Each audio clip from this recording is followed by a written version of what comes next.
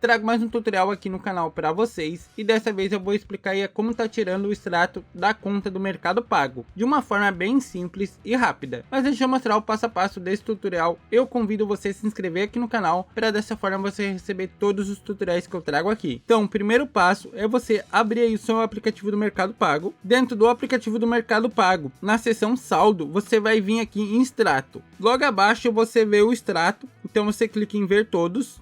Aqui ele vai mostrar algumas informações do seu extrato, porém para você poder gerar o extrato você precisa vir aqui nos três pontinhos, clicar aqui em gerar extrato da conta. Aqui em extratos gerados, ele já vai mostrar aqui um extrato gerado do período do mês de abril. Então para você que quer gerar um novo extrato de algum período específico, você clica aqui em gerar novo extrato, e daí você pode selecionar aí o período que você quer gerar. Ele vai dar os últimos 3 meses do ano, que seriam abril, março e fevereiro, dependendo da época que você estiver vendo o vídeo. Então ele sempre vai mostrar os últimos 3 meses. E também tem um período personalizado, onde é possível você selecionar os últimos 30 dias do calendário. Então você não consegue selecionar mais do que 31 dias, tá? Daí é só você clicar aqui no calendário e selecionar aí o período que você quer pegar esse extrato. Selecionado o período, você também pode mudar o formato. Ele dá aí os 3 formatos mais utilizados, que é o .pdf, o .xlsx e o .csv.